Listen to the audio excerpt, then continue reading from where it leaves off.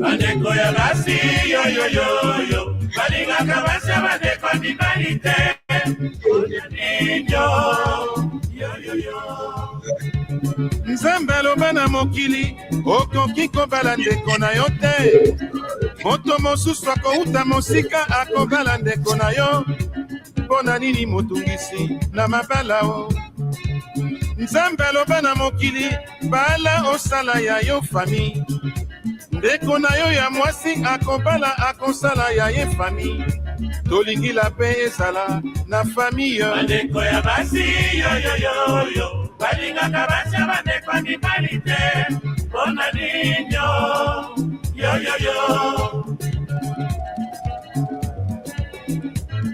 bandeko ya basi yoyoyoyo balingaka basi ya bandeko mibali te mpona ninyo yoyoyo nalembi yoyoyo oh ah ngai na baye oh yoyoyo oh mpona nini kaka ngai likambo ya motindo boye ngai na baye oh yoyoyo oh ah ngai nalembi yoyoyo oh mpona nini kaka ngai bandeko ya basi yoyoyo balingaka basi ya bandeko mibali te mpona ninyo yoyoyo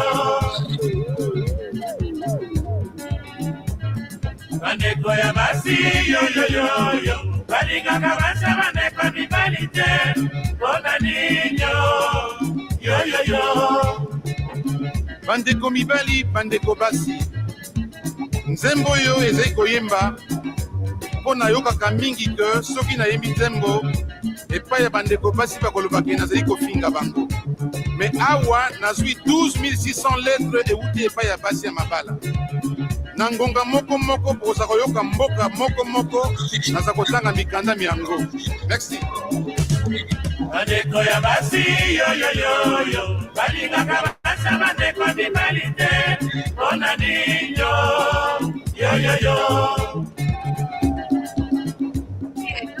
family. Hope you guys are doing amazing. And of course, karibuni sana to another beautiful episode of the Pan-African Bliss. It's a beautiful, beautiful Tuesday right here. It was raining super crazy, literally around 4 a.m. in the morning. And then woke up to this crazy, basking, beautiful sun. But I hope you're doing amazing. It's literally 2 minutes past the top of the hour. And shout out to everyone with us on YouTube, BitChute, returning listeners as always on the radio station, Spreaker, Spotify. I hope you guys are doing great today. My name is Joby. And of course, karibuni to the Pan-African Bliss. And as we get to talk about how Africa actually is failing not because of colonization, but because of the leaders who have chosen greed, who have chosen to just be greedy to make the white man happy. And we're going to be talking about that as we focus on other conversations as well, looking at how Kenya actually is one of the countries which is the world largest actually exporters of black tea. But if you look at what we make in terms of profit, it's nothing. Literally, do we say even we make anything? We're going to be discussing about that,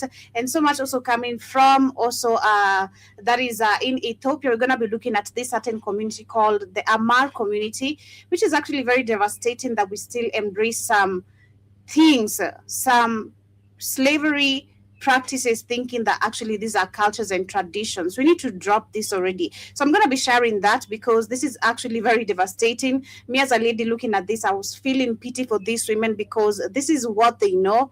And this is all they'll ever know if actually someone doesn't bring light to them. And it's crazy because when I was looking actually at the videos, when I was doing the research, it was very hard for me to find an African video or someone who is African who has been there and can explain better what is happening. Majority of the people who have covered this story actually is white people. So you're talking about, number one, people who are not only explorers, of your culture, so-called culture, but they're exposing you and how backward most of the African communities or countries are still behind. We're going to be looking at that. It's really, really devastating, and so much also coming from Burkina Faso. Burkina Faso has been accused by the mainstream media and, of course, the people we know who are behind this of killing more than 1,800 people since actually Ibrahim Traore took over in power.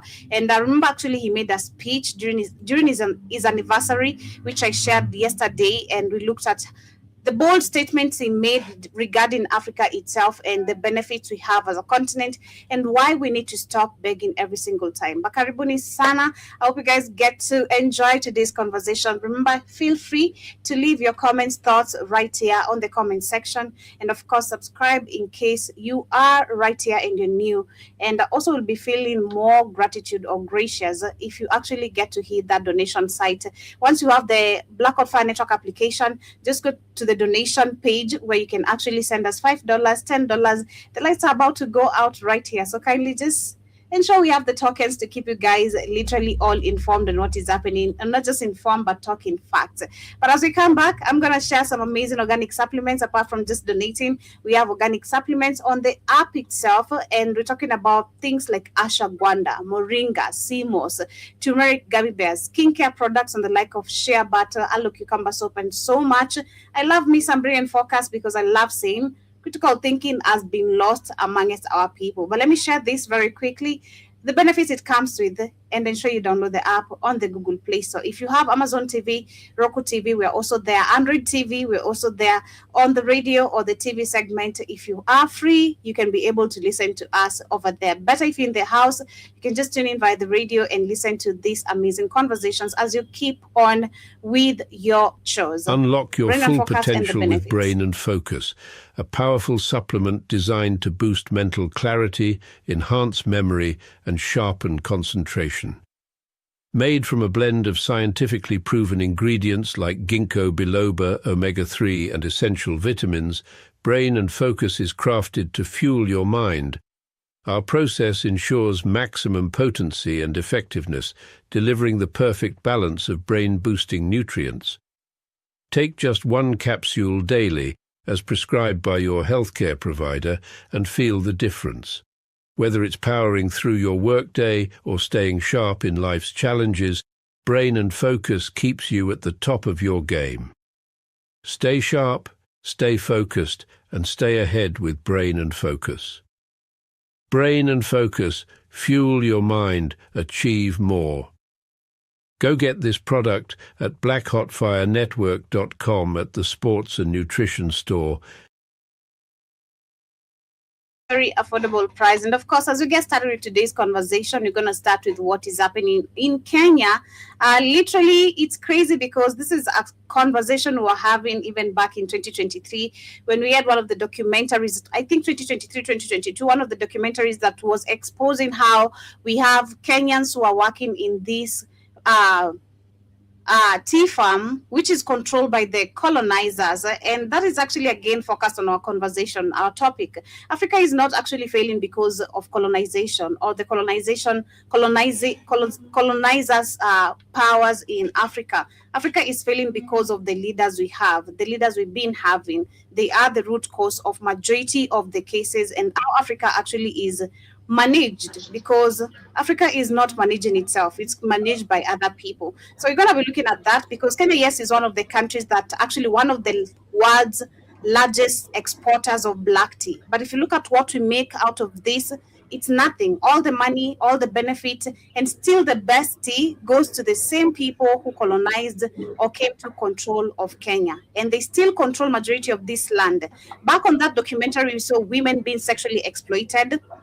Not only sexually exploited, they had to, men had to give money to the so-called managers, who again, we're talking about Africans, the politicians, so that they can get jobs on this site. And even to make it worse, remember we had them fighting because the British itself was pushing to bring machines that can now take over the tea farming work instead of having the employees literally working there. So not only have you exploited people, the country itself, but you want to even make it worse by bringing machines that should work on your behalf. It's crazy. Bakaribu sana Keith. I'm going to be sharing a video. What's up, Sana Joby? How are you this morning? I'm good. How are you doing? I'm all right. Yeah, so we just get started with what is happening as Kenya has been labeled one of the largest exporters of black tea, but it's crazy how we don't benefit from this. I think this is not a new story. Well, yes, so who owns the tea? Who owns it? Oh, the colonizers do. Mm-hmm. We've been talking about this. That's when the country produces some of the finest tea globally, grown mainly in the highlands where the climate and altitude create ideal conditions. Kenya tea dominates international markets, supplies major buyers in countries such as Pakistan, Egypt, and the United Kingdom. Of course, the UK is the biggest beneficiary of the tea in Kenya. And the tea remains one of the Kenya's top foreign exchange earners and supports millions of livelihoods from smallhold farmers to large-scale producers, which is actually a lie at the same time, because the people who are working in these farms, we've seen the women again are sexually exploited. They don't get paid, and if they get paid, they have to be sleeping with the people who are working there as managers and all that, which is super crazy. But let's look at literally again how this history shaped itself, because we have to understand a lot of things, again, like we keep on saying, that are taking place today if we understand history. So we have this lady actually who is explaining how privatization of our farms, because this is not new, this is happening even today with the so-called New World Order mandate that they're trying to push in most of the countries. This has been happening literally since way back. So I'm going to share her video. She explains this, literally how Kenya got into this place that we are in today. Morning. Now that we've analyzed the story that was told in the State of the Nation address yesterday, let's now come back to reality. In reality, this is what it means when you say that we are going to have privatization, we are going to bring investors, we are going to make sure that Kenyans are working, right? What is going to happen is that you wanted to rectify what you called the underdevelopment of the past. These are the things you should be looking at.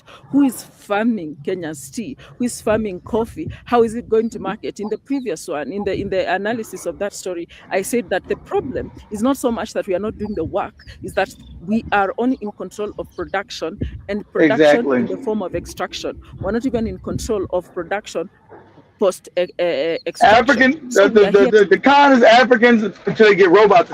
Africans do all the labor, don't get paid hard, no money, and the white people benefit from the product. That's the scam. It's like the chocolate, everything. It's the same old scam. That's why the puppets are there. The scam has never changed. You just put puppets in and keep doing the same shit. That's why you must get your land back and have complete control over what you grow. You must set the prices, like even Troy say. How are the things that are creating Africa? White people get control the prices up. What sense does this make? You supposedly got independence. You're like, are you crazy? You're supposed to control the price. You're supposed to control the money behind it and everything, from growing to market. Go ahead, Joe. Used as beasts of burden to exactly. Do the hard work. That's what I just said. Thank you, lady. Thank you. Yeah, that's right. You Africans supposed to be the slaves, be the beast of burdens. Everybody gets the profits, and it's normal. But because also, like even Troy said, you guys are goofy. You guys are goofy. You guys believe it's okay to be slaves and it's okay to be fucked up. You guys are goofy that way. It's okay for me to be fucked up and do all this hard labor, and somebody give me 2 shillings. I dig gold. Somebody give me 2 shillings. Out your fucking mind. Go ahead, Joe. Is flung into the country, we will literally become what we could move. Just look at what happens in a flower farm, right? You're just there maybe to handle the final element, and that's your work and your story in as far as coffee, tea, macadamia, whatever produce you are looking at, even mining. That will become the work of Kenyans, because this money that is either going to come from foreign investors or money that is going to come from Kenyans who have systemically captured our state through privatization, through corruption, through gatekeeping, licensing and permits, so that they can be the brokers who control our distribution of our raw materials to the Western world or to other nations. Like we saw, this was basically touching on Egypt or Asia. Then they are the ones now who will bring in the money that they got from that to now capture what is called the elements of production. That is what is going to happen. And the reason for that is simple. The workers, the people who could even work, like you said, they are even being enticed to leave the country to go and work elsewhere for those countries. In those countries that are essentially come here and now make workers of the ones who are remaining here. That's what's happening. The other part that is happening that is so sad is when he talked of the social infrastructure, that is the healthcare and education. He said they are going to focus so much on TVET and training. And now the question is, why hasn't this been a focus and why has it been neglected? And if you For realize years, that, okay, for years, why is the Who family got $3 billion and you got no schools? Huh? That's what I'm asking. I want to ask questions. How the hell you got $3 billion from one goofy family and you got a bunch of fucked up schools and school fees in Africa? I'm asking for a friend. Except she. Forgot about it. They have been working towards it. Exactly.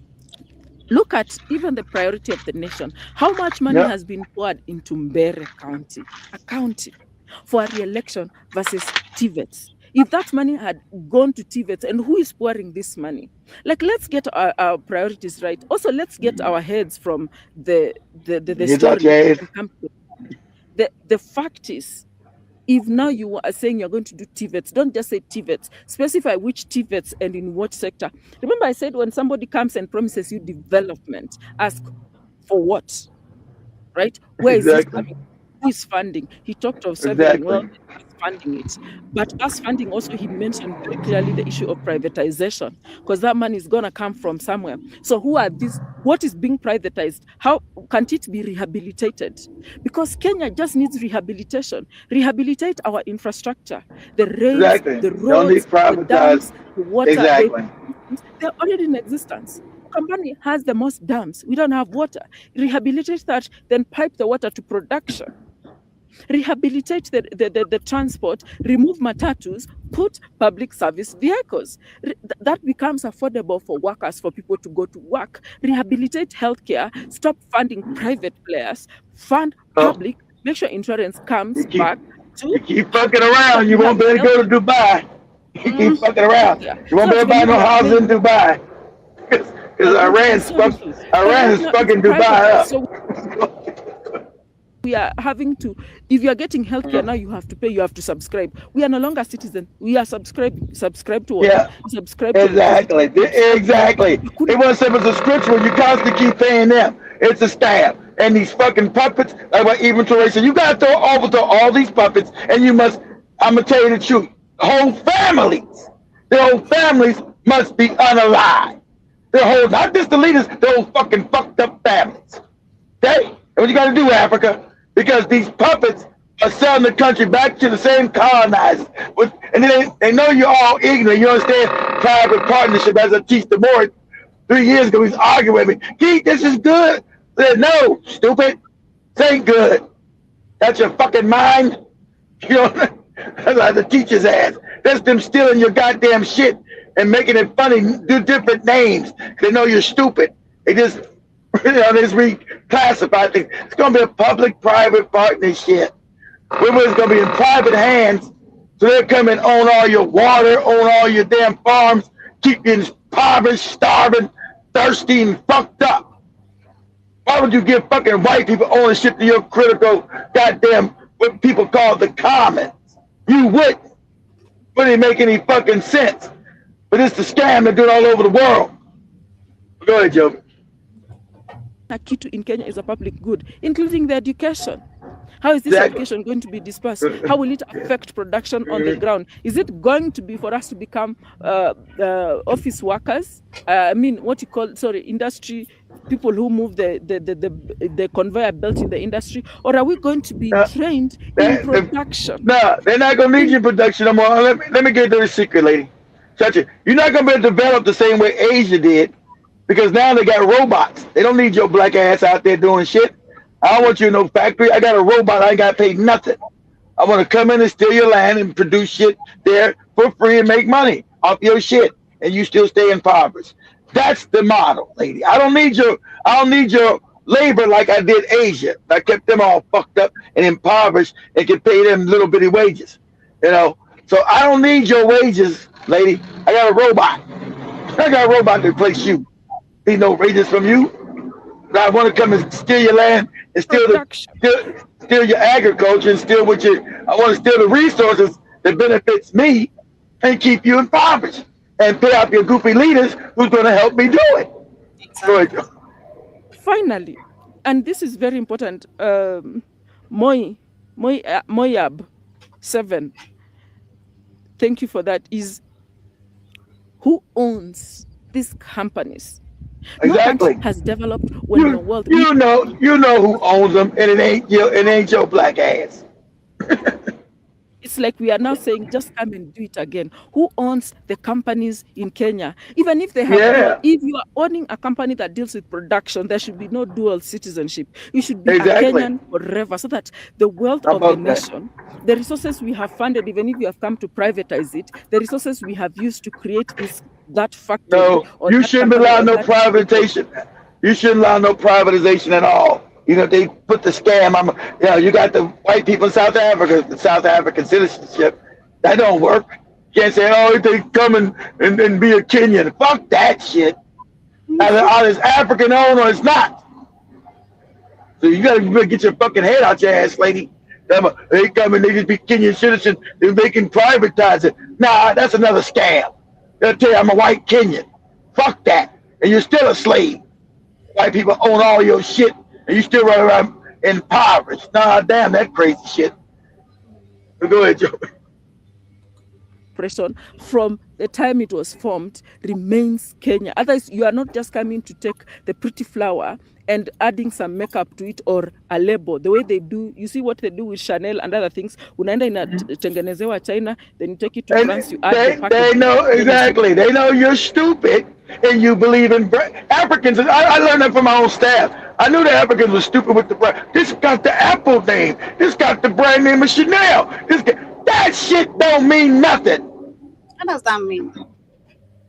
The brand names, you guys get caught up in brand. It's got the brand on it. This is the brand. It means it's good. I'm just saying, brand names don't mean shit. They make the same shit in the same Chinese factory. They just rechange the brands on shit. Apple, like you guys love Apple phone because of the brand. Apple's been voted as one of the worst phones in the world. Look it up. And Apple said, Apple said they know. I had to show them more. Apple said they know their phones are garbage. You can't tell the African that because they're caught in the brand. It's an Apple brand. It means I'm somebody got an Apple. Apple phones are garbage. Garbage. But I knew that when I got an Apple. This phone is garbage. Like this phone is fake. You won't get me with no brand. So Apple's being taken to court because Apple admits, hey, our phones are garbage, and our people know our phones are garbage. No, they don't. People get caught in the brand. So, but sadly, when you find these underdeveloped countries who haven't created brands, they get seduced with psychological a psyop and they're into the brand name. It's the brand, so it's better. It's got a better name. No, that'll make the product no better. That's a brand. You under a goddamn psyop. Brand don't make any product better. Especially now the Chinese, maybe back in the day, I would say maybe 40 years ago, we had brand loyalty, they had quality. There's no brand because it's all made in the same Chinese factory. They just changed the name on the goddamn machine. This says Apple, this says Samsung, this says this says that. So, like she said, you get covered. They put some pretty titles. The resources that come from Africa, they'll take it to Europe. They only take it to Europe. Well, that's the scam. They take that shit to China now. They don't take shit to Europe. Back in the day, they used to, but not now. They take it to China, put some goopy name on it, sell it back to the Africans. Ooh, I got Gucci on, nigga. I got Versace. It's the same shit made in it's the same shit made in the same factory with the fucking old people second-hand clothing shit. Go ahead, Joey. Made in France. That's what they do, right? So you don't want that. You want to be China where everything is produced from you. Kuje tu wachukue ile tumetengeneza. That is what will spur development. Otherwise, they're seeing what's happening in Europe. They now no longer have those jobs because everything is being done in China. Production is where. Exactly. Okay, exactly. I was like, they don't do that exactly. They don't send that shit to Europe no more. That shit back there, you smart black man. That shit gets, like I just said, that shit gets sent to China. There's no manufacturing. Now, America's fucked up, but Europe is 10 times more fucked up than America. Europe makes nothing produces nothing. I think the Africans are still scared of Europeans. It's fucking crazy. Europe produces fucking nothing. They make nothing. They take the shit to China, put a European name on the shit. You go, ooh, look at this. This is from Chanel. This is no. Ham Sing Ying Pong Ying made that shit. Not no fucking Chanel. You know, Ham Sing Ying Yang Li.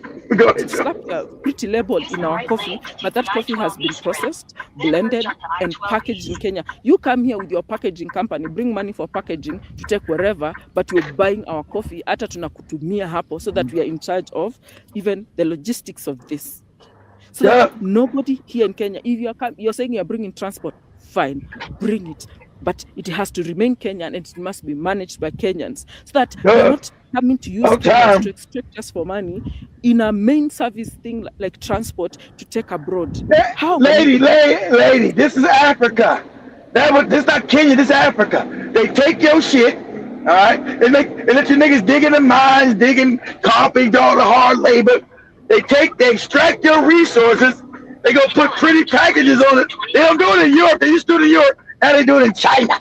And then they sell the shit. They sell you your own shit back to you at 10 times the price, and they paid you $1 shilling to fucking dig it up, to extract the coffee, the gold, and you've accepted the shit. Because poverty for you, like Joby said, I guess Jesus wanted me to be poor. Allah wanted me to be poor. You're fucking crazy. Go ahead, Joe.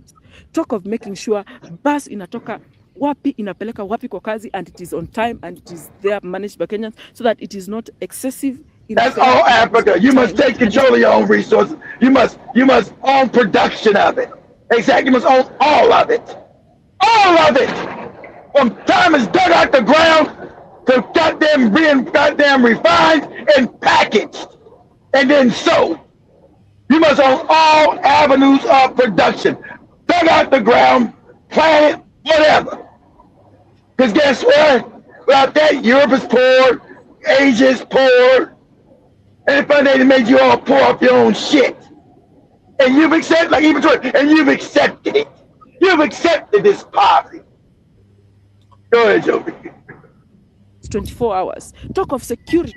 Finally, can you deal with the sieve? We leak money. We leak money through corruption. Right now, as I started this video, how many Kenyans have been stolen from, extorted by police, by judges, by wherever they were going, whichever office they were going to get get something done. Even private ones now, you have to pay to even get interviews in private ones. So if you are able to manage the sieve, to block it so that we no longer have leakage, so that services are given as you expect, so that we are actually a functional government.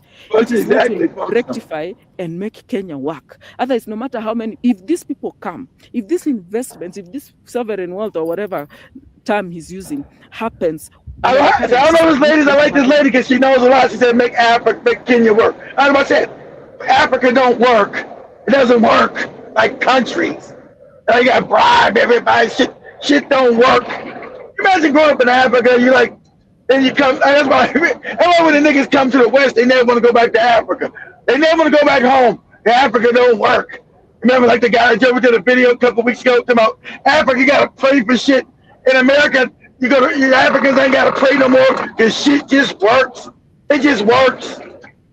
It works, Africans, because you have not put your foot down and stopped allowing people to steal your wealth.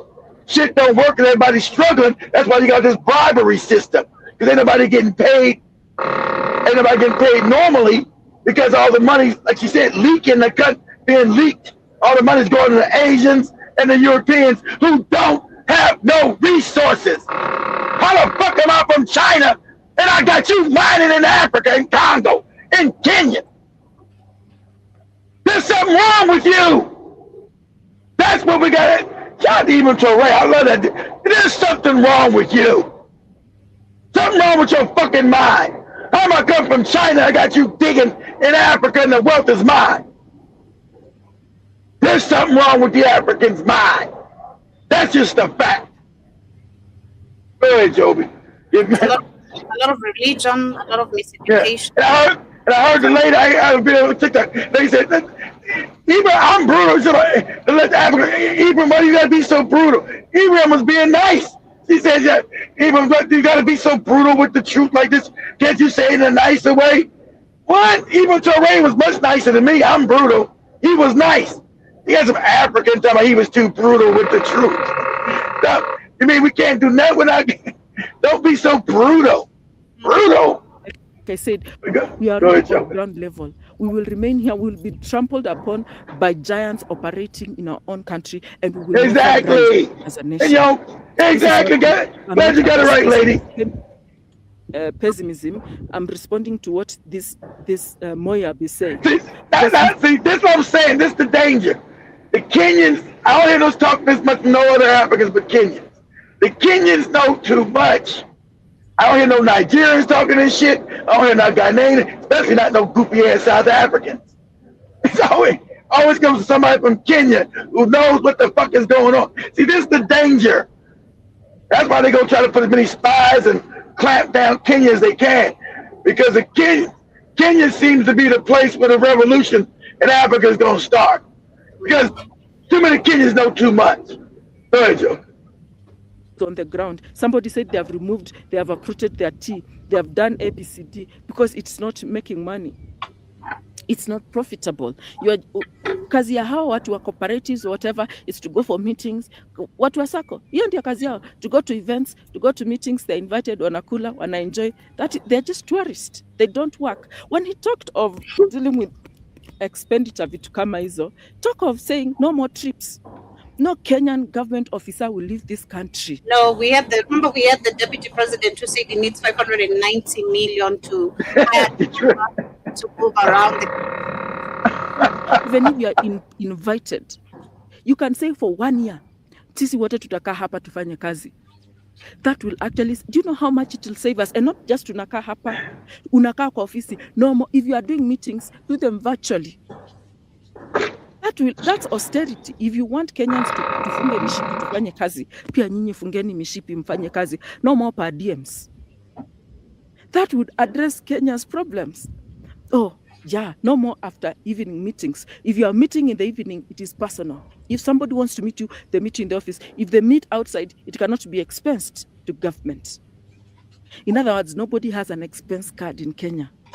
Fuel and your car, if you go beyond work and home, then that's your business. Exactly. If you go shopping, you fuel it. Excuse me. If you want Kenyans to funge mishipi tufanye kazi, you do it. But the rules for them and rules for us. So I was just hoping that this second, less fired, more considered, average thinking situation, because we are looking at what is happening on the ground, essay submission is going to bring to reality that there is nothing that you have been sold except a very good story, and we are not even the consumers of that story. That story is to signal anybody who has money to come, because Kenya is on ground level, as he said, so that now they can be able to capture that and make things work. So exactly. That's my analysis. Mm-hmm. This is crazy. We need to. I hope these elections again, that's all I'm hoping, it changes a lot, and we have to go back to so many deals that have been made since the so-called fake independency of Kenya and majority of the countries, because that's where the problem starts. The deals that were made from the beginning that we're still working with need to be all scrapped. We're not going to be working that kind of a system, because it's not a system that serves the people at all. It's a system of course not. That's what you exactly. That's what you said. That's what you just said when you did the Ibrahim Traoré interview. We had to get rid of this whole system. This system don't benefit no black people. Keeps us impoverished. They want to come steal and keep us impoverished. Exactly. So literally looking at even how the system has kept us even more dumbed down, because we're talking about Africa is not just failing because of the colonizers, because she's mentioning the private farms, the private companies, and again, of course, who these people are. They come with these fake names, fake NGO names and all that, but they're the same try to acquire Africa in different angles, and even fighting to get different shares of the same land or the same place. yeah, more of the ways actually how they have also kept us more dumbed down. Of course, we know it's education, and we think myths and cultures that Africans practice that are so backward, super, super backward. They have not taken us anywhere. And if you look at now, our education actually should even help these people or this kind of community. I'm going to share their video is by educating you for you to see through exposure. You're doing some backward shit, literally. Who even introduced you to this? We even told you can practice this and this is okay. So there's actually a community in Ethiopia called the Hamara tribe. I don't think we've ever talked about these people. So during the wedding, every time when a lady is about to be married off, there's a ceremony that is called the whipping ceremony, where the women are we got to talk about this whole kind of crazy stuff. Wow, this is crazy. It's my program, so you listen. Damn. Yeah, so this is called, and of course it's part of education. We need to understand why most of the Africans also have been kept so dominated for so long or powerless, because we keep on practicing things that we don't know where they came from. Who said it's okay for African women to be whipped like this? Again, it goes back to also the system of education. We've talked about the whipping in classes, the African parents just growing up beating you because of, again, not understanding this is trauma they're passing from one generation to another. So education, I believe, actually, if educated, because some of the people, and I believe this generation, have been able to overcome tribalism and say no to tribalism. For those who understand tribalism has caused division, is because of education and exposure that it comes with it. So this community, this is in Ethiopia, it's a group of women who get whipped every time they're about to be married off. So I want to share this history. I'm not going to even comment on this crazy shit.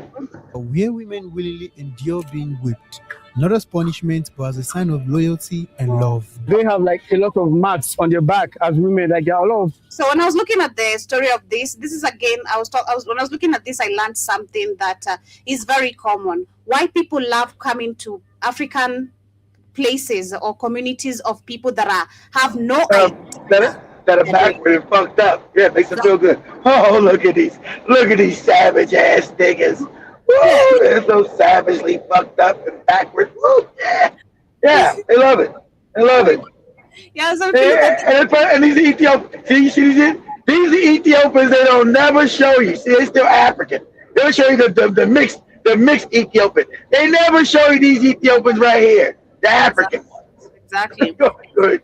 So this is again, yes, the community of Ethiopia called the Hamar tribe. And when I was looking at these videos, I saw only a bunch of white people's videos. Before I bumped into this young man, a black guy, it's just white people. And again, having a white people telling your own history is also kind of messed up. So let's listen to this. Whipping match in their back. They want to just get whipped and they want to show how they love the boy. They don't want to get whipped. That somebody started that thing because it's male dominance. And now it become part of the culture. Now you grow up in it. It's called a psyop. You grew up in that shit. Now you think this is the norm. Oh yeah, I want to be whipped in the back. Who started this barbaric ass shit? Exactly. And who started this shit? Some fucking psychopathic ass man who was part of this groupie tribe about a couple hundred years ago, and it turned into a tradition. Shit crazy as hell.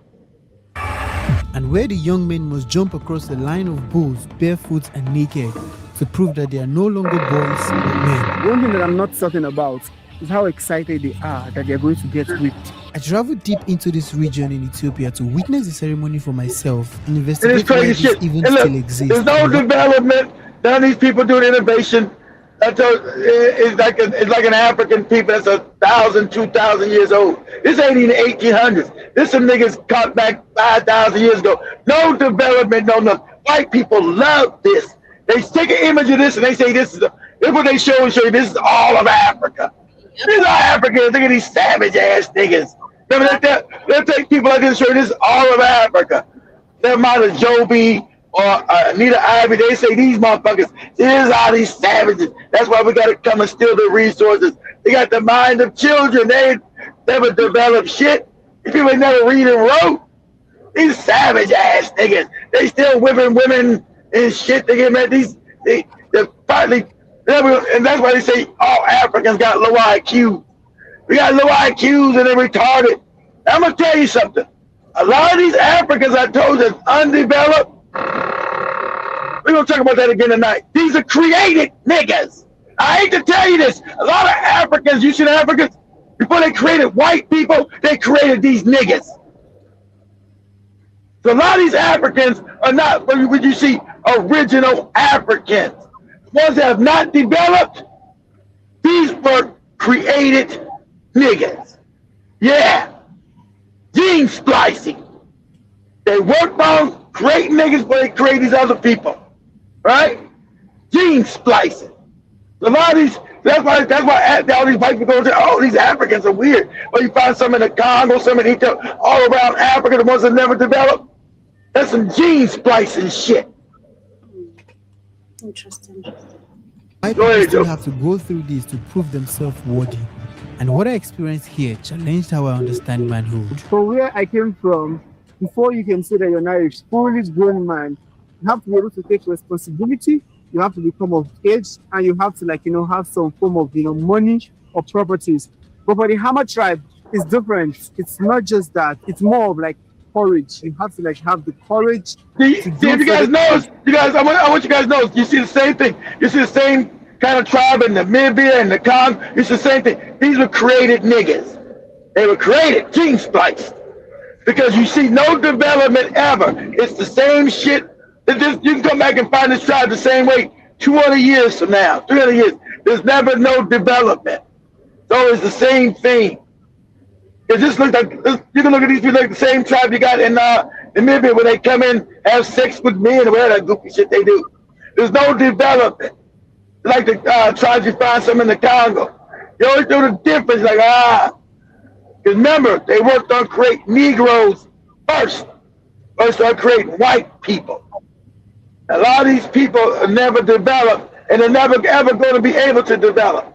They kept their mental state at such a low level that they're never going to be able to innovate or develop. They're always going to be childlike in their head. And so white people took these, when they came into Africa and seen these people, they equated this to all African people. African savage and they're morons and they're childlike.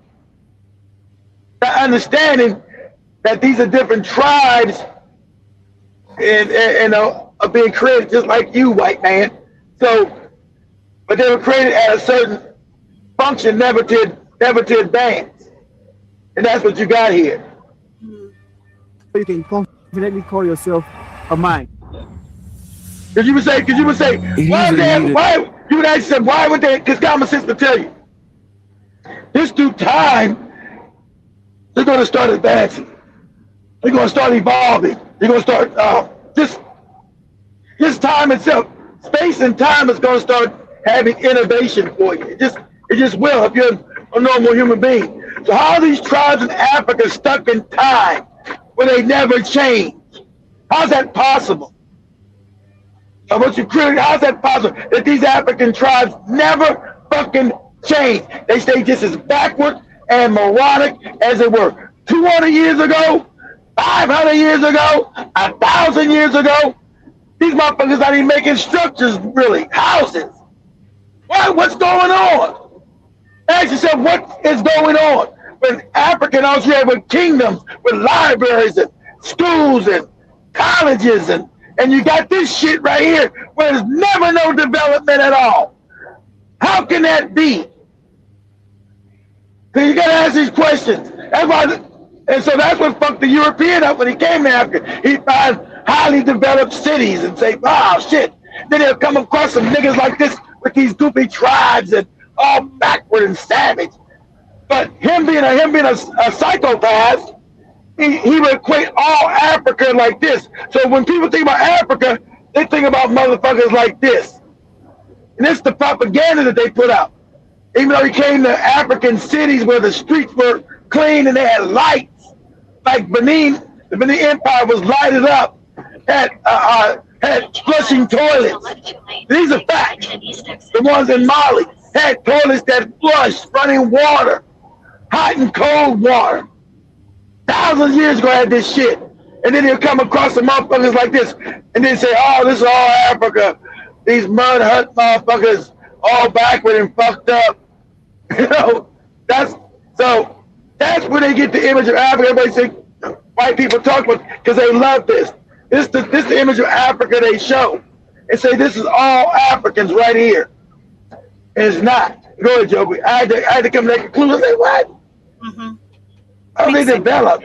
Mm-hmm. Yeah. Today, and it's about 7 a.m. in the morning in Turmi, and we are here to visit the Hama tribe. We got here last night. It was like really late, and we had to spend the night at this camp right behind me. I had to wake up very early this morning so we can explore the village and see the tribe. I've traveled across Ethiopia for over 10 days to get here, moving through different regions and learning along the way. I've packed everything I learned from logistic to cultural insight into a detailed travel guide, which I've linked in the description below for anyone. And also remember, and that's why the mixed Ethiopians are mixed with Arab and black are always discriminate against them. That's why they don't show them. That's not the reason. That's not the Ethiopian. These people undeveloped, living with no roads, is all fucked up. They don't even show these people. Like they don't even exist. Go ahead, Joe. Explore the country more intentionally and responsibly. Ethiopia is a diverse country with so many tribes, over 80 to 100 tribes in Ethiopia. And this is the Hama tribe. They have their own custom, tradition, culture, and everything that they believe in, and it's so amazing. I mean, the things that they do here, I have never seen it anywhere else. Other tribes have what they do and how serious they take it, but these ones are just so unique. I have never seen something like this before. The Hama people are indigenous tribe located in the Omo Valley of southern Ethiopia, one of the most culturally diverse and extreme remote region in Africa. They are easily recognized by their distinct appearance. Both men and women decorate their body with beads and patterns made from natural materials. And their women are known for their braided hair coated with a mixture of clay. Their clothing is minimal and nudity is not sexualized. It's simply normal because their body is seen as natural, not something to hide or feel ashamed of. I've never seen something like this in my life. So these are the families of the man who are doing the ceremony. Where it starts, they have to be the ones to start it, and they do some dance and then pull their clothes up, showing that they're ready to get whipped. And whipping them shows that they are ready to take in a new bride into their home. The boy now, he don't know which girl he's going to marry. He So don't you know look which at girl. this. His See, it's father- even to race that we're back in 1800s. This ain't in the 1800s. This shit right here is 2,000-3,000 years ago. And even 2,000 years ago, you had civilization. These people haven't even got any kind of civilization. Just some niggas running around in the woods, right? And just you're like, what's this? Because everything would develop. Everything develops. That's the normal thing of life. Everything, a human being develops. All these motherfuckers not developed in 1,000, 2,000, 3,000 years. Yeah, but what the fuck is going on? What's happening? They were created not to develop. That's why. So his father has to choose a random girl. Yeah, maybe she will be from this village or another village. No one's know. It's surprise. So his father already he make arrange for his. The bull jumping ceremony is one of the most important traditions in the Hama culture, representing the transition from boyhood into manhood, a moment where a young man earns his place in the community. And I'm not gonna say right now because I hate to tell you, I always know him. I can see a created nigga. These are created niggas, and I know it. But all my learning stuff, I know a created nigga when I see one. These are created niggas. I'm not gonna say it right now. I always know. Through all my education and learning and study, I know when I'm looking at a created nigga. It's sad, but I know when I know. Know it. Got created niggas in Kenya, created niggas in Tanzania. Oh, this is a created nigga here. I know. Cheese spicing, baby.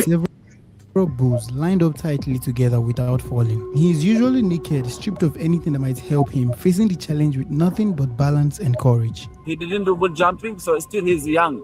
So when he married, he's going to get respect even from the village people and anyone going to respect him. So still if he didn't jump, you're not a real man. No one's respect you. Even you don't going to sit with some people and you don't eat. I was looking at the young man. Now most people in the horn are what we call created niggas, even the mixed. They're not E1B1A. You know, they look black. They're created. And if I tell Jovi to pull up the DNA makeup of that region, you'll see what I'm talking about. See, genetics don't lie. And I know what you got. Now look at your genome if you're a created nigga or not. Your genome don't lie, baby. Sorry.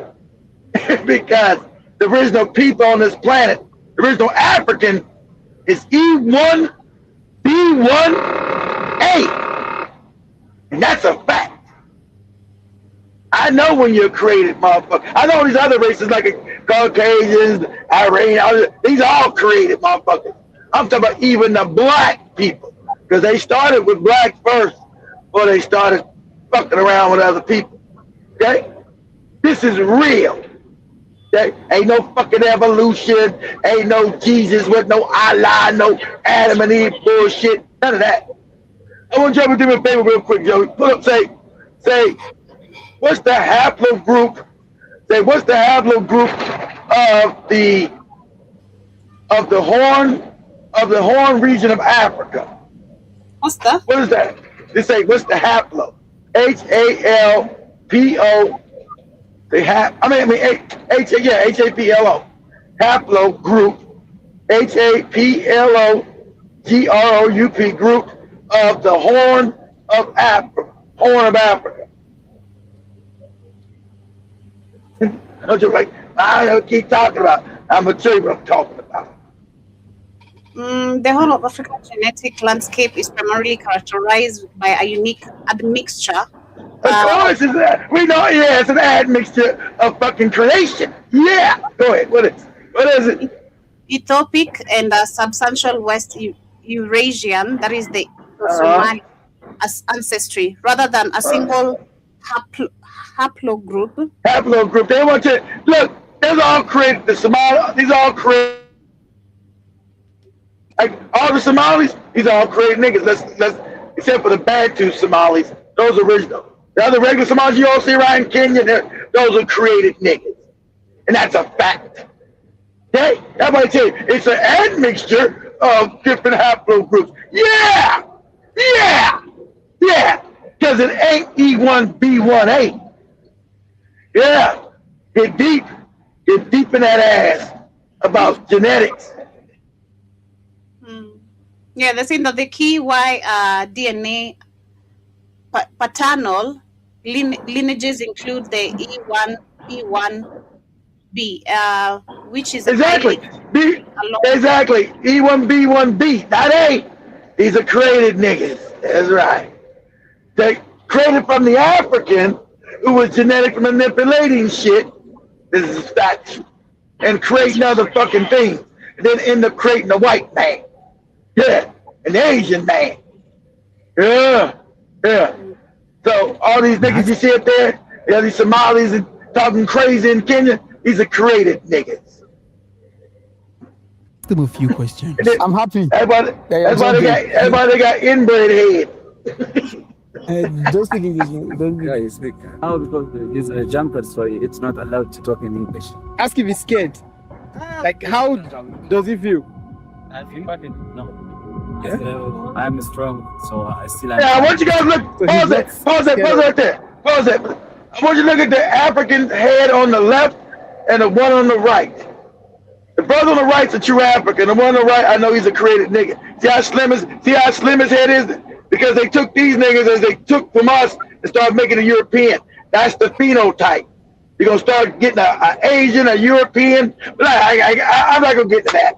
I can tell a created nigga. Sorry. Like the jump and everything. How long has he been thinking about doing this? He was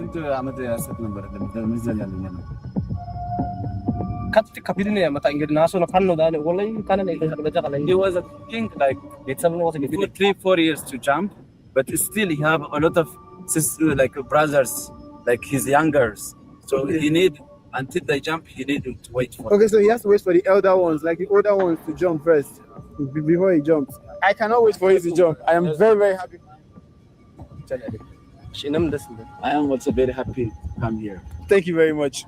We'll meet there. The women who get whipped during the ceremony do it by choice, and many of them are proud to take part because for them it's a way of showing loyalty and deep support for the young man becoming a man. The scars are seen as symbols of I strength ain't and doing shit for you. You better become a man on your own. I ain't doing shit for you. You better kick rocks, die somewhere on the river, get carried by water. I ain't doing nothing for you.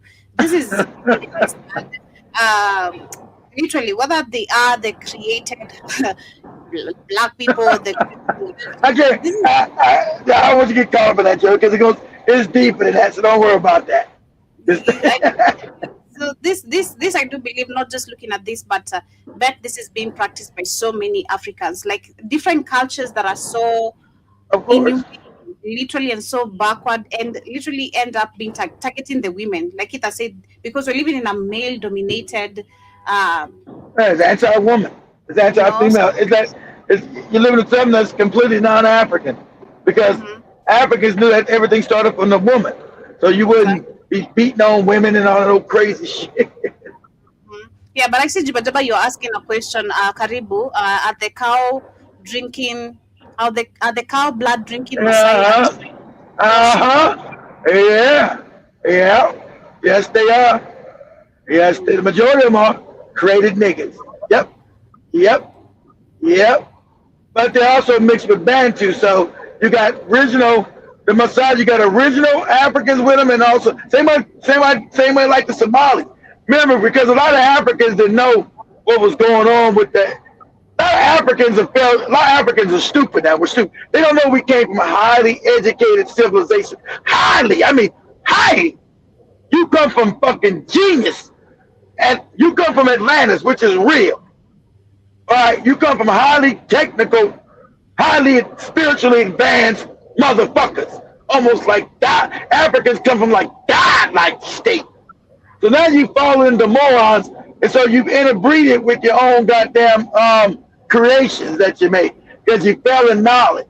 As Stove told you, you start falling in knowledge, start becoming a moron. But yeah, but you still got a lot of original, some of them original Africans. Yeah, a lot of them were created. Yeah. I know that now through all my stuff. Shout out to that other little young lady starting to know it too. Shout out to that little British Ugandan girl. She's a lot of these Africans are made. Yeah, lady. When you start going down the rabbit hole, you get fucked up. Like, whoa! A lot of these other niggas were created. Yeah. These other Africans were doing shit that they shouldn't have been doing. I'm gonna show you this white lady was showing the same thing. This white lady I was looking at, they had to be doing gene splicing way back. This technology's got to be held. Yes, gene splicing technology is ancient. Making animals out of human beings, putting the dog heads on you, all this shit they were doing. Yeah. Making other human beings and lowering the vibration and all this old kind of crazy shit. You know, we ain't got the whole story, but we got the genetics. The genetics don't lie to the story, because all this fake evolution, your genetics don't change because it gets cold. It's all black people become other people because of the cold and all that old dumb shit. Became Asians and white people because of that don't change your DNA because of some fucking cold weather. Because you out in the snow. It snows in fucking South Africa. It snows in Kenya, on top of Mount Kenya, and in Tanzania. On the mountain, they don't change your fucking DNA. All these lies they tell you, change the DNA. Change no fucking DNA. Somebody was making fucking humans. And then all these other Africans who are not complete Africans, they all got animal genetics. Remember, the Somalis always laughed at the true Africans because they got animal fur on their head. We don't got that nigga hair. We got the white man fur on our head. They get all happy about that. I always fuck them. Hey, stupid, do me a favor. Take your hair, put in the test tube, and go to the lab, and you'll find you got animal fur. You fucking moron. So somewhere you got animal genetics, dummy. And if you ain't got African hair, you know, everybody with all this other straight hair, That's fur from an animal. And that's a fact. Like I said, don't take my word for it. Go clip your fucking head and go get it tested, nigga. You can't make no fucking feel good to me. Oh, you got the nappy head. I got the human head, dummy. Cause I'm a true African. You got fur on your head like a dog and a rabbit and a cat. That's what it is. And then go do it. And you know when it comes back, it's gonna say fucking fur. Cause that's what it is. And everybody knows that's a fact. They've already tested it. It's a fact. All non-real Africans got fur on their fucking head. Okay? So you try to make, oh, look at you got the nappy head, you got that nappy African. Sure do. Because I ain't got no animal genetics.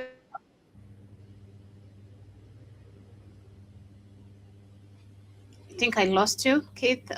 We're in a bad connection. But as we continue on the last video of today, I'm going to share this video explaining literally the topic. And literally the topic, the first topic I've started with about Kenya not controlling the tea farm, this privatization, how also these leaders actually have led most of the countries to be where they are. So I'm going to share this as the last video of the day today. Africa didn't fail because of colonialism alone. It didn't fail because of the Cold War, but it also failed because of some of its own leaders who chose power over people. This is the story we don't like to tell. So, in this video, we are going to paint a picture about African figures whose actions and inactions contributed to the failure of their nations. We are not going to follow the usual trend of blaming the West, and neither are we going to condone their contribution to the current state of Africa. But this video is solely going to focus on the choices of these African leaders. Because they were not leaders, they were put there as puppets. Exactly. I was saying shout out to Kenyans for starting to call out the Kenyatta's family and saying that Jomo was not a freedom fighter and we need to... finally, exactly. I told you this is dangerous. The Kenyans knowing too much with that fake ass history they were given by the British. Oh, Kenyatta fought the British. He was a freedom fighter. That's a lie. Go ahead, Joe. Of other post-colonial countries from the last century has shown that these African countries could have carved the path to positive transformation regardless of Western interferences and internal hardship. But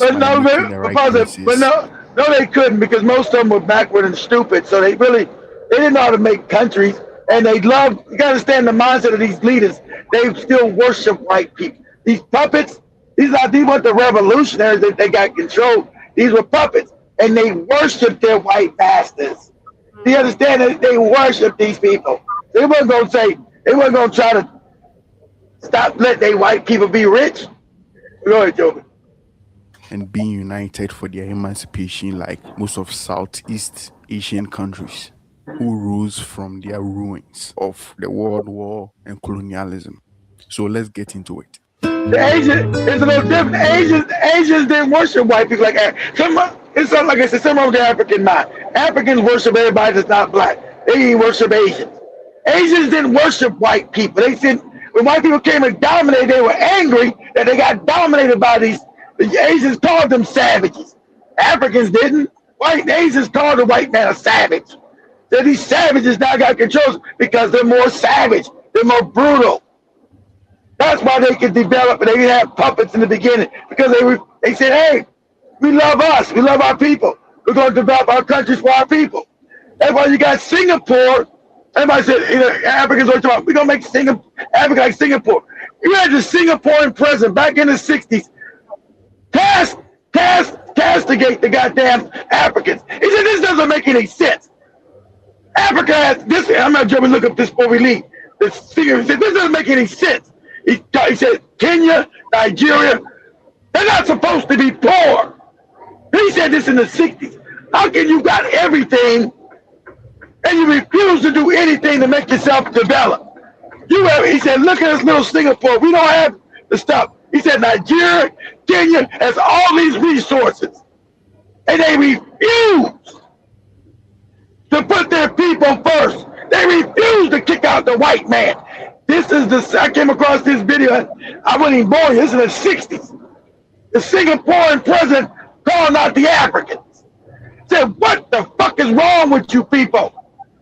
You got everything, so you shouldn't be poor. He said, this doesn't make any sense.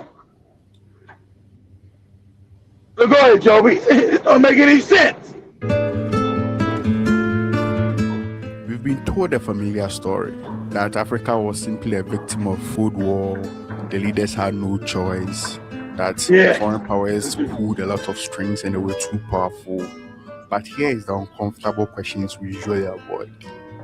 If that is true, why did some countries who also experience the same environment, the same factors, rose from their ruins while the African ones collapsed?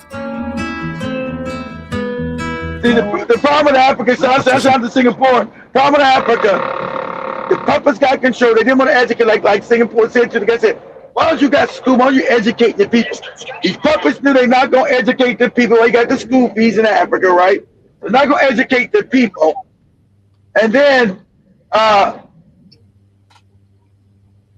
they got to call a spade a spade. People get like an African man is a coward. He's scared of everybody. He's a coward. So that's what you're looking at. He said, why did you do these things? Because most African men are cowards. Not the ones they murdered. They murdered out the ones that wasn't cowards. Most African men are cowards. They're not going, because as a man, I can't look around and see my people all fucked up.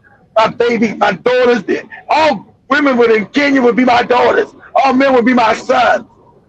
How can I ride around in a big car and see all these goddamn slums and shit as a man? No way. So like I'm going to die. But we got to fight this white. The white man's got to go.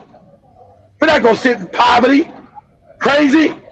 It has become the norm. And they normalize it now for the last 60 years. We're not normalizing no Africans in poverty. How about this the norm? We're supposed to live in poverty and shut the fuck up?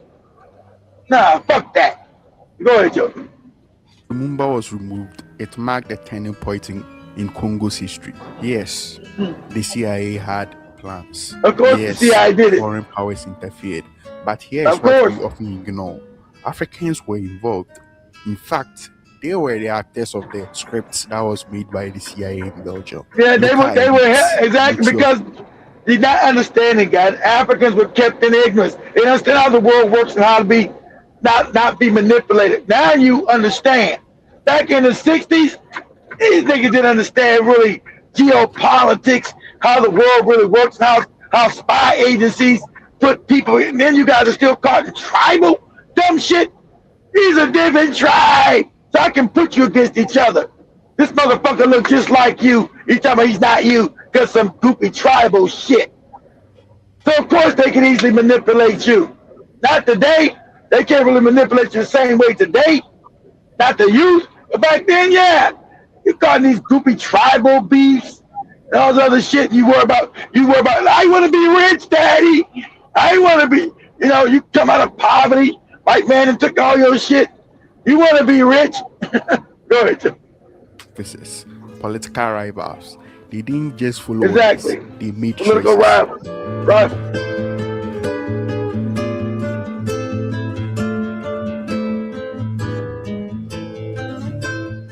People like Mobutu Sese Seko chose their lust for power over the success and emancipation of their country.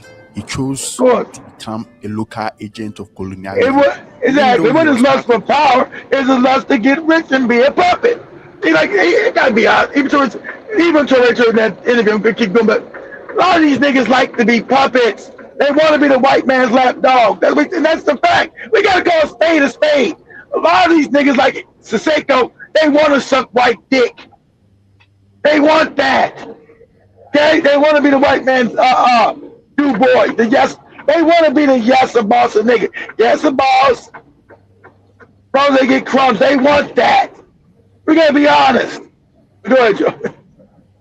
The first independent Congo government, as a defense minister, he still lusted for power. And when his colleagues were dreaming of a better Congo, and trying to nationalize their natural resources. Yeah, trying to nationalize their resources. Industrialization and He said no.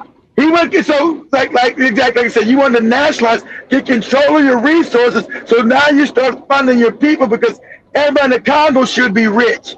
It's rich. No, like the puppet nigga. I'm gonna give everything back to you, white man. And that's what he didn't understand. I want you to understand this. The IMF and the World Bank work inside of Siseko's government. They were part of his government, literally. Not that they were on the outside, because they were inside his government, planning the government, stealing all the money, the resources, giving him some crumbs. I got a big mansion with a pool. Thank you, white daddy. Ooh. While it's people in poverty, starvation, hunger. What? And you still got morons like an irritant. All white peoples ain't bad. What you talking about? Shut your stupid ass up. He was selling them off to the West just so he could have this fantasy of being a supreme leader. Exactly. And all the money was going to the West. That Western pawn in history, he gained power through lies and propaganda. And he and his supporters vilified and murdered Lumumba, with America and Belgium pulling the strings.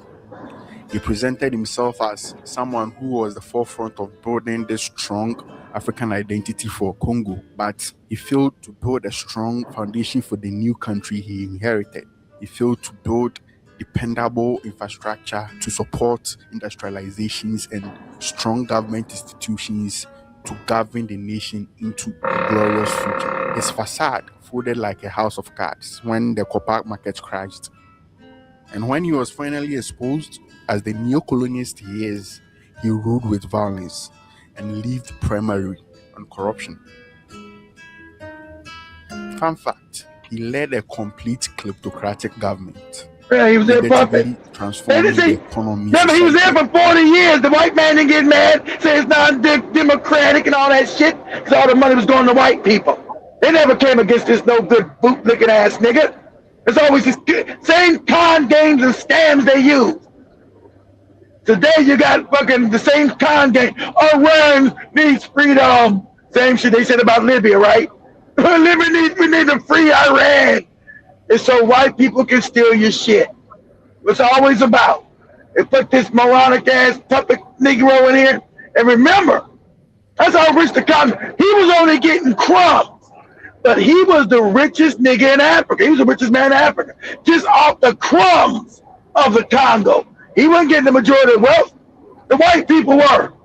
He's just the bootlick. He's the handkerchief head nigga that they put there. Keep his ass there so he keeps stealing. Right? But at the time he was there, he was the richest man in Africa. He ain't built shit, didn't create shit, didn't develop shit, but he was the richest man in Africa. This fucking boot-licking ass coon. Which they should have killed his ass. But when they overthrew his ass, of course, he escaped to Morocco. You're supposed to go get a team and go get his ass in his sleep. As an African, you don't let this nigga die in no bed. You gonna do what Kagame did. You go get his ass. That's one thing I do respect Kagame, even though he's evil and he go against his people. I'm coming to see you, nigga. Think you gonna die in a bed? You're not dying no bed with me. Coming to see your boot-licking ass. You ain't died. Ooh, I stole all this money, and they finally got me out of farm, sleep in my nice sheets. Nah, no, you're not. Not with me, you ain't. Task force, they coming to see you, nigga. I'm quietly in somebody's country. I'm gonna put you in a sheet. I'm gonna throw your ass out a window. somebody, Siseko's found in a Moroccan, hanged in a Morocco hotel. Sheets around his neck. Oh man, I wonder how that happened. Damn. He must have made some enemies in Morocco. Go ahead, Joey. And culture of Congo for the West. He altered Congo to the very core, and the country has never recovered from this. No, they recovered. They never got a chance to develop. This chaos and distraction. for a fantasy.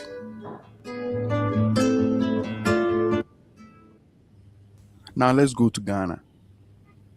In Ghana, Nkrumah built one of Africa's most ambitious visions. Exactly. He had to go because pause it. The CIA got rid of his ass because what did Kwame doing? Kicked out the white people. He said we got to start developing what industries. So he started building all these industries. He had so many industries. He had to bring other Africans in because they didn't have enough employment. Of course, white people said, nah, no, nigga. Not about to let you get rich off your own shit. We're not allowing you not to let white people own this shit. You out of your mind? We set up a system with you niggas on the bottom. We're not about to let you make money off your own resources. Your resources belong to us, and it's about freedom. Go ahead, Joe. In essence, support for the coup plotters. But coups don't happen without internal ambitions. These men didn't act because they were forced. They acted because power was within their reach. General Ankara and Kutuka. Because the nigga, the black man is a moron. I want to be the big head nigga. These Africans have not developed mentally. And the white man knows that. So just like all these coups against Ibram Traore, everybody wants to be the big head nigga. But Shad Ibram knows, he understands that. So he makes you completely watch the people around you. I don't give a fuck if they grew up with you in your house eating ugali out your mama's titty. I don't trust you, nigga. That's what you better move. Because somewhere along the line with the moronic African, the man, not the woman, it's always usually the man. He's got a fucked up ego. He's jealous. He's immature. And you better watch his ass. Because he'll be the one to put a bullet in your fucking head. Just like Thomas Sankara, his best friend, killed his ass. Best friend. Grew up in his house. Mama sleeping over. Fuck that. African man has not developed his ego yet. So I'm watching you, nigga. All the time. Go ahead, John. Years before the coup, they built strong relations with the CIA and the US government. CIA. Before they even made their move.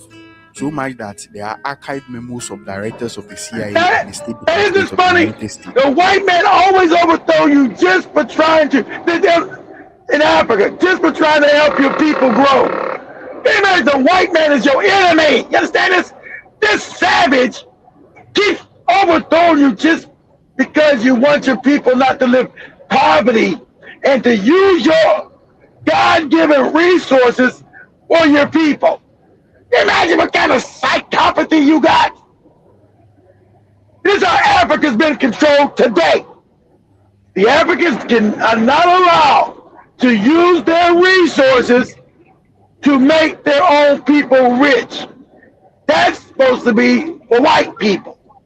That's what this is about. At the end of the day, you stand the psychopathy of this.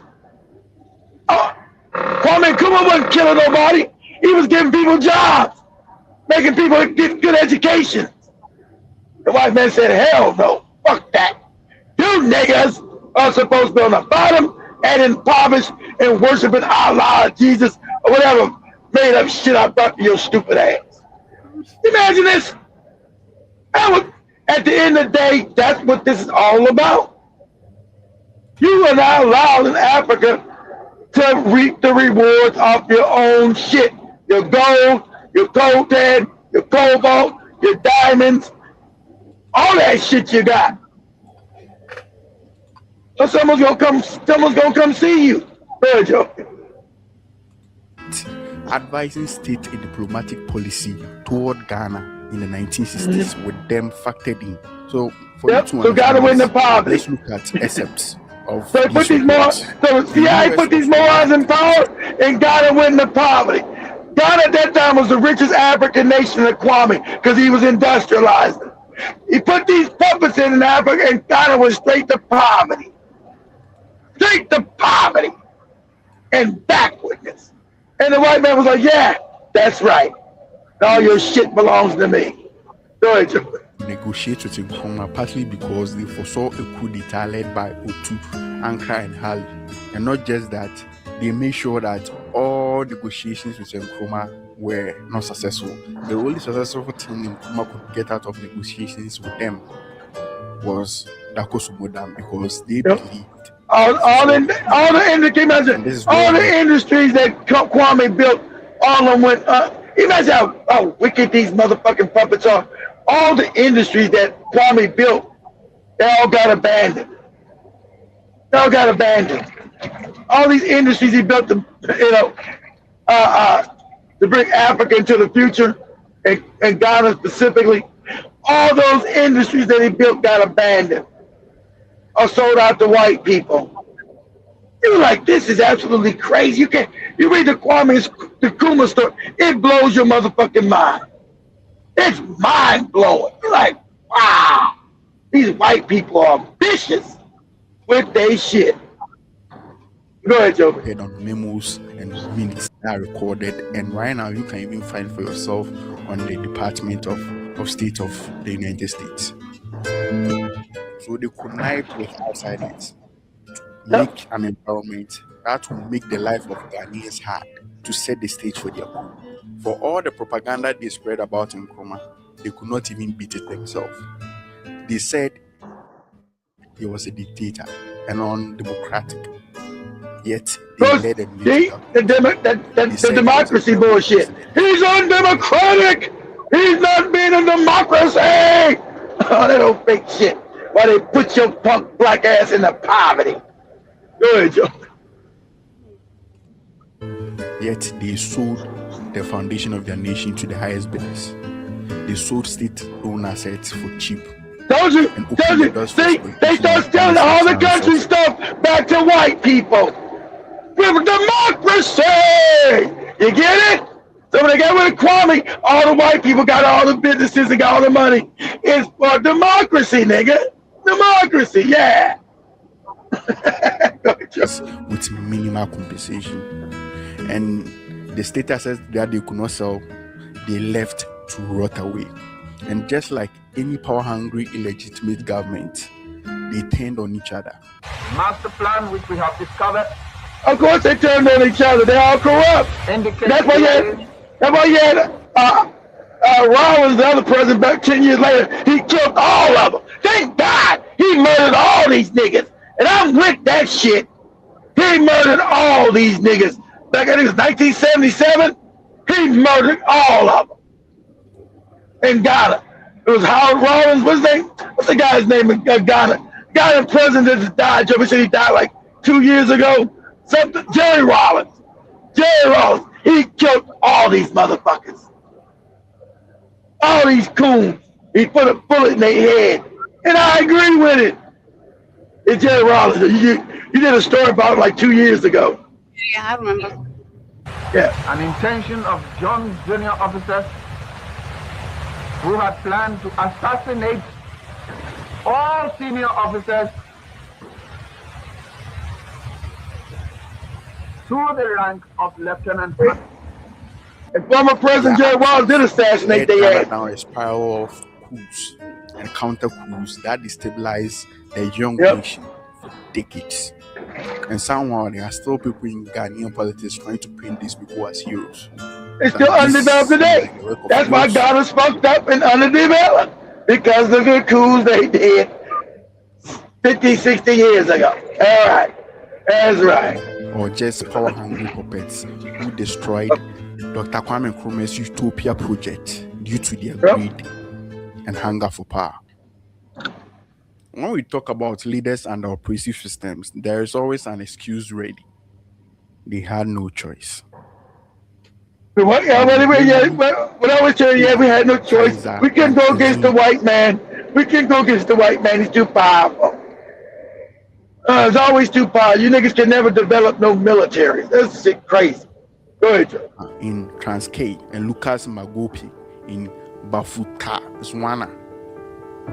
These were not just administrators trying to survive in a harsh apartheid system. They were heads of so-called independent states created by apartheid South Africa. a system designed to divide, weaken, and control the black populations during those hard times for their people. So let's be clear. Yeah, put them in slavery. As Joey White lady said yesterday, what part-time was to protect us. What they got to do putting black people in slavery? Because they're black. God damn it. That's to protect us from these niggas. Go ahead, Joey. Nations, they were political tools. And yet, these men didn't just operate within the system. They enforced it. They suppressed the opposition. They aligned with the apartheid regime. They benefited from the very structure that oppressed their own people. Always get a puppet. So the question is no longer about constraints of the apartheid system. It's about choice. Because history shows us something uncomfortable. Other nations face colonialism. It shows you something uncomfortable. Exactly. It shows you something uncomfortable. What the fuck is wrong with the African man? It shows you something uncomfortable. You're right. And the question's got to be asked. What the fuck is wrong with the African man? Just that. So you got one African man, even to Ray Charles, everybody's trying to kill him. That's why all these other puppets and all these other states are trying to help the white man kill him. From Nigeria, to Cote d'Ivoire, Ivory Coast, even Ghana, fake ass, with that fake Muhammad motherfucker. All of them trying to unalive his ass because he's not sucking no white dick. How dare you niggas stay on your own and don't listen to the white man and don't suck white dick? What are you doing? We all suck white dick and we love it. And go ahead, tell me. Chose to become managers of oppression. Look at Singapore. Yeah. Look at China. Yep. Look at South Korea. Different conditions, yes. But the outcome, transformation, resistance, sovereignty is clear today. So why is it that in Africa we are quick to excuse failure as inevitability? Because some of the African man. At what point do we stop blaming the system and start questioning the people who chose to uphold it? Because the truth is, apartheid was powerful. The oppression was real. People died. People were scarred for life, but it was not self-sustaining. It needed local enforcers. It needed legitimacy. And men like Mantanzima and Magopu helped provide exactly that. Now let's shift to Nigeria, a country that had everything most post-colonial nations could only dream of. Oil, and everything. Exactly. It's the rich. Nigeria was the richest colony. That's why Nigeria's fucked up today. So Nigeria was Britain in Africa. Nigeria was Britain's richest colony, and it's fucked up. So why is it not rich now for itself?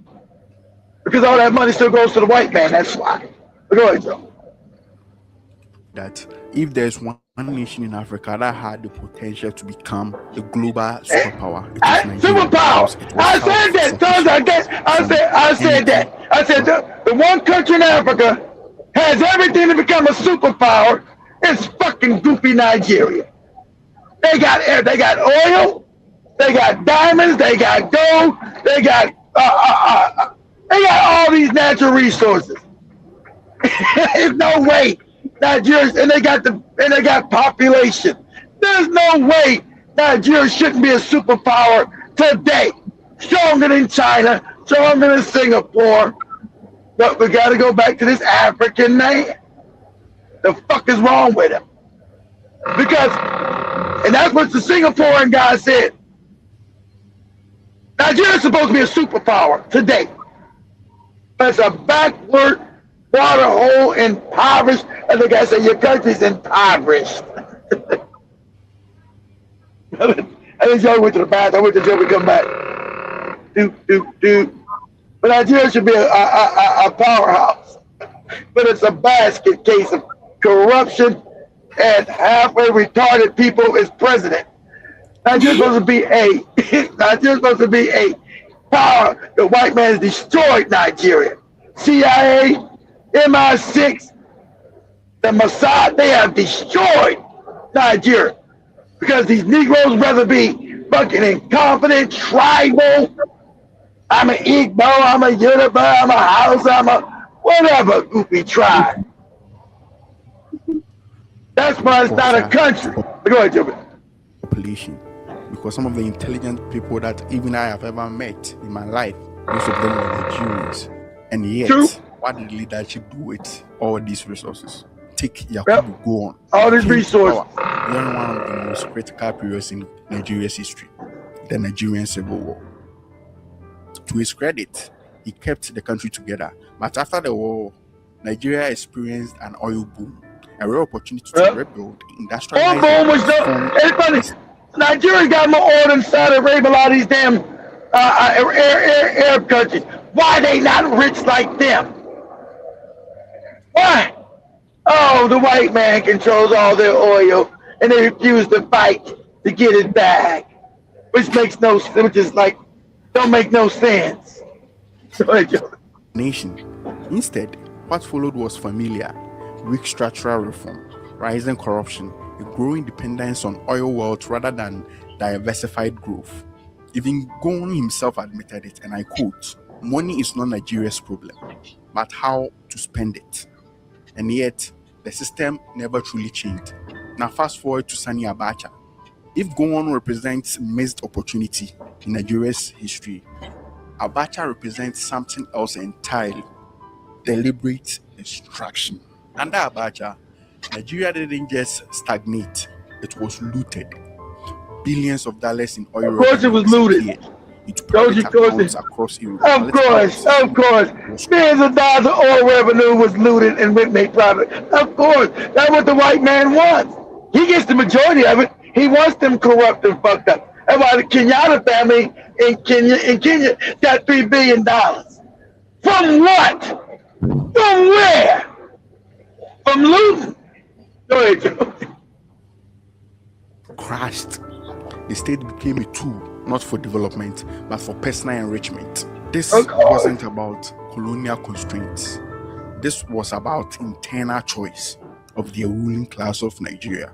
So when we talk about why some nations rise and others fall, we cannot ignore this reality. You gotta ask yourself, this is all Africa. This is not one Africa. So the question goes, why isn't one African country decided not to do this? Huh? Since you tell me this country has a choice, why have all African countries and all African countries are wealthy? I'm gonna say this now. All African countries are wealthy. There's no black. Now they may be poor because of leadership, but there's no such thing as a poor African country. I'm gonna put that on the table today. Okay? So why hasn't one African country become China, become Singapore? Why not? Why isn't one did it? One! And you go back to the African man. Not because you can't say they don't have the goddamn resource to do it, because that's a fucking lie. Because there's no such thing as a poor African country. They have all these resources. So why is there not one Singapore, one China in Africa? Yeah, that's a tough question, ain't it? Go ahead. Difficult system, but others were simply feeding off them. Yep, look at Spot. In front of my white man. Look at my white daddy. Yeah, hey, white daddy, I'll give you all the money. Yes, you are, boy. Somebody put my dick in your mouth. You ready? I'm ready, white daddy. Don't wait. But because of what its leaders chose to do with the power they gain afterwards. Exactly, all them white people. Then there is Kenya and its founding leader, Jomo Kenyatta. This corrupt ass nigga here. Unlike some leaders in this video, Kenyatta is often remembered as a liberator, a central figure in the struggle. Exactly, a liberator. And to be fair, independence. He liberated Kenyans from their land and their money. That's what he liberated. He liberated Kenyans from their land and their money. Gave it to white people. Go ahead. Kenya didn't collapse. Oh, sorry. Damn. Okay. And its founding leader, Jomo Kenyatta, a very controversial figure in African history.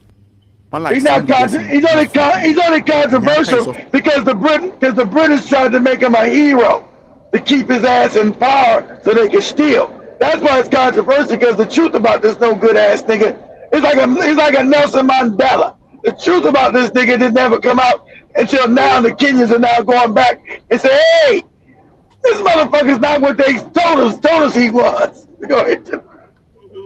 Often remembered as a liberator, a central figure in the struggle against British colonial rule in Kenya. And to be fair, independence under him brought stability. Kenya didn't collapse into chaos. It maintained economic growth and relative order. But here's because the white people never left. That's why. Because independence did not mean transformation for the Kenyan people. The colonial system in Kenya was built on land dispossession, where fertile land was taken and concentrated in the lands of a few. After independence, many expected a radical restructuring to this, but that truly never came.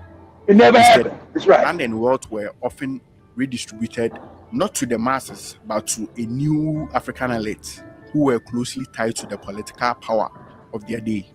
It's almost like the African elites there became their new colonial masters.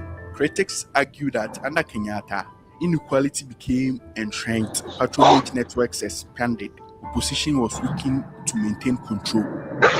So while Kenya avoided the kind of collapse most of the post-colonial countries in Africa faced, it also avoided deeper structural change. Was this pragmatic leadership, as most pro-Kenyatta people like to paint it? Was it about maintaining stability in a fragile new nation? Or was it missed opportunity to fundamentally reshape the society? Because when it's about it. You see how white people do it? No, he's the white puppet. Nobody get this nigga, we're gonna make you president. Woo! We're gonna make all kind of propaganda that you fought us and you won, and your people are uneducated, no school, so the propaganda is gonna work until they finally figure out maybe 50, 60 years later that you our boy. Yeah, we're gonna give you a library. We know you can't read, nigga. We're gonna give you a library too. Oh, a library? Yeah. Shit. And we're gonna give you a white woman. I get white coochie too? Yeah. You know, you niggas like white women. You know, get your white woman too. He didn't just inherit colonial systems like It's what so happened in happy. Kenya after the independence. They dismantled and rebuilt themselves. Feels like the boss. He's so happy, see? Of course, exactly. Exactly. You know, if you was actually being a freedom fighter, like a terrain, the white people be mad around you and trying to kill you. But they know he's there, like, yeah, we get to keep our lands. That's why white people kept their lands. We get to keep our tea farms, our coffee farms, and have these niggas as slaves still. Yeah. And we get to call this goofy nigga the president or whatever, prime minister, whatever dumbass title we give his ass. It is the beginning of responsibility. And this truly did not happen in Kenya. You see, your enemies ain't upset. See, they can't kill the mama because remember the white people got mad when the mama said, "Oh, you white people gotta go, and our resources go to us, and you gotta get your white ass out the land." What? Who got the what? Okay, that ain't gonna work for us. La mama, we got to kill your ass. Go ahead, Joe. As isolated cases, different countries, different leaders, different histories.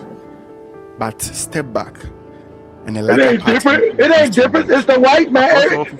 Everything you see on this, everything video Joby showed is one defining conclusion. The white man is there.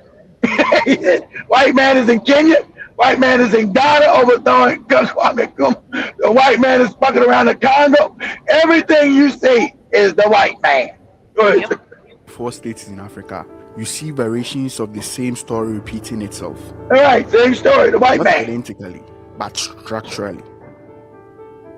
In some countries, leadership aligned too closely with external powers, preserving systems that were with the white man. Empower their people. Like Exactly. for instance, the main policy of the West after most of African countries gained their independence was to block their path to industrialization as part of the growth of their civilization. The white man, they make sure they wouldn't industrialize. See everybody with their bootlicking white man? Hey, I'm here, white daddy.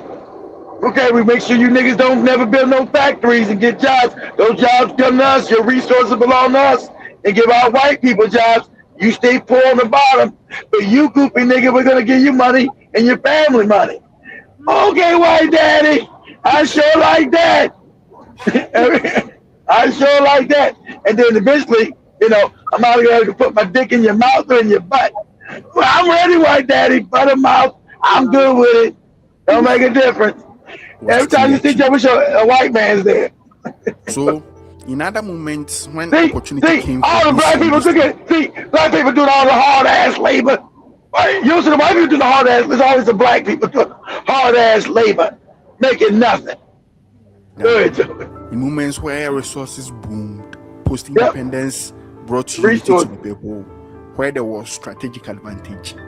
These leaders who sold out didn't take advantage of them. They never put these opportunities and the power that was given to them into long-term transformation for their countries. In some cases, the state became a tool for extraction, where power meant access to wealth, not responsibility to the citizen. Exactly. You can see this, extract your wealth, especially in Nigeria. The way their politicians present themselves to even their people, the way they flaunt their wealth. Nigeria is a basket case, should be blown the fuck up. How can a country that should be a superpower and you can't? And it's the African. I don't care who gets mad. The African man. What the fuck is wrong with you? You're greedy. You're cowardly. Shit. I've been saying Nigeria should be a superpower. Everybody knows that. That's a fact. That's why the CIA said we got to stop Nigeria from becoming a superpower. That's in the CIA documents. We got to stop these niggas from ever becoming a superpower. Because Nigeria has everything. Nigeria should be more powerful than China right now, today. Today.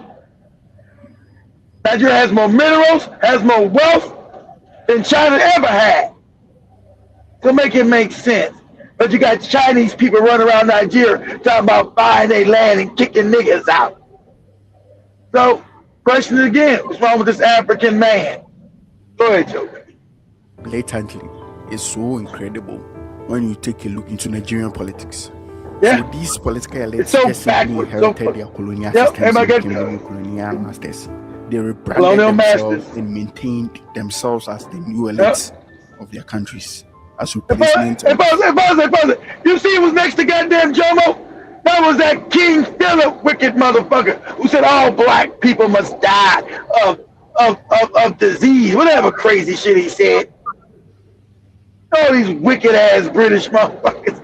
Where at? And Britain has always been poor. Poor ass island, poor people. They got out, now they wealthy from robbing and stealing, murdering people, cutting people's ball sacks off. You know, kind of wicked shit. And look at this goofy nigga next to you. I get to be the puppet. I don't get to be the bill. I'm gonna get me a library, nigga. And white Gucci. Justice. This should have been a 54 hours series on these leaders and these. You can't call Jomo. And you look at Jomo. Jomo's not a created nigga. Jomo is a real African. Not a created. He's still fucked up. He's not a created nigga. He's E1B1A. I look at him. I know he's E1B1A all day. Go ahead, Joe. 1 hour dedicated to each African country, and yet that still won't be enough to break the actions and inactions that led most of our African countries into the ditch they found themselves in. So whether you look at West Africa, East Africa, like this nigga right here, that Ghanaian nigga. That's a real African. He's E1B1A all day. The African knows. That's an African.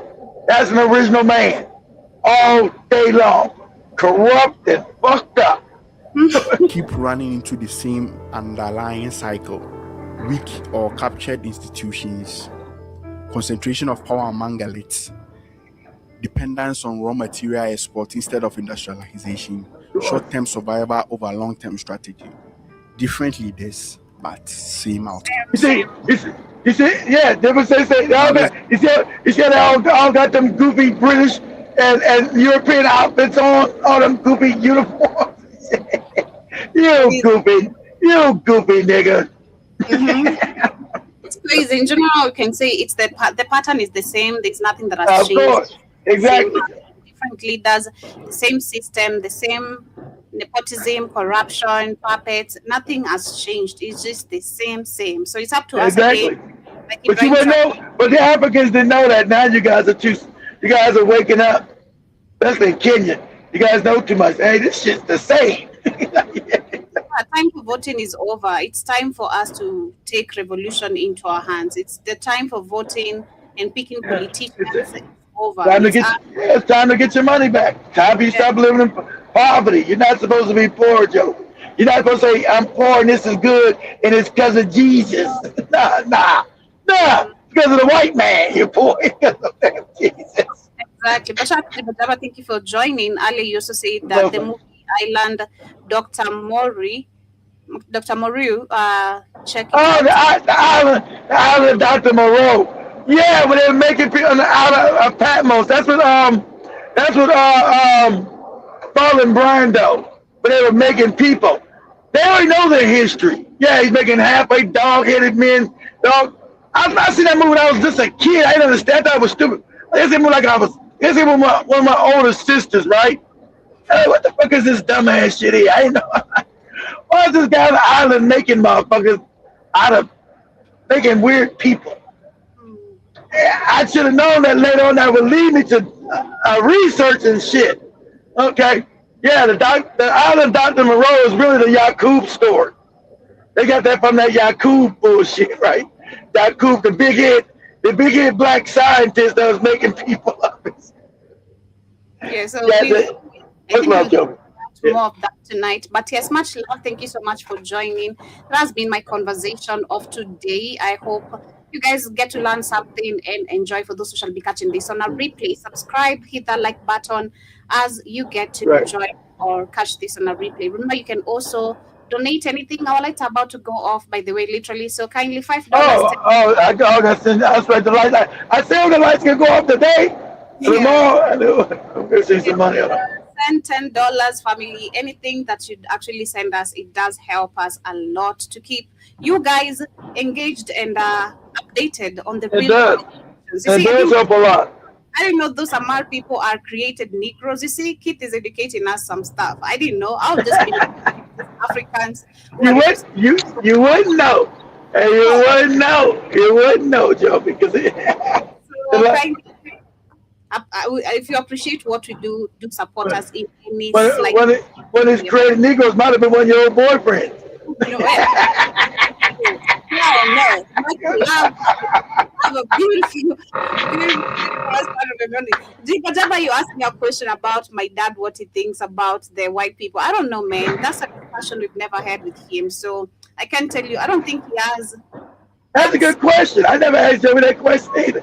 I've never asked over that question. I don't think he has that obsessed mindset. The mindset I'd say he has is of, if you go to where these people are, you'll get rich. I don't think he has that mindset of, worshiping them or being obsessed with them. But I can't tell you. I might also be wrong because Africans are Africans, man. I can't say the way I behave or the way what I've known for years. Observe. Those are Africans. What have you known, Joby? What have you observed? Just Africans. Anywhere around a white man, they're gonna do anything. Become suckers for that day. Oh no, you said it's changing now. Because Joby changed. Joby was in the grocery store. The white man tried to get in front of her. Joby looked at her crazy. Looked at him crazy. And he said he tried to get him to open up the other counter. The guy said, "No, we can't open no counter." So it changed a little bit. But I know last year Joby got to talking shit, and the white man kicked their ass out of the damn pool. That was 2 years ago, 2024. That was 2 years ago? Yeah. Man, I thought that was last year. Damn, time flies. It was 2 years ago. God damn. Time flies. Shit. Talking shit. Don't get it twisted. Shit. But much love for me. There was an African girl get kicked out of a pool in Africa by a white man. Get your ass out of here. Just because I was trying to understand things, I'm trying to understand. But much love. Send it out.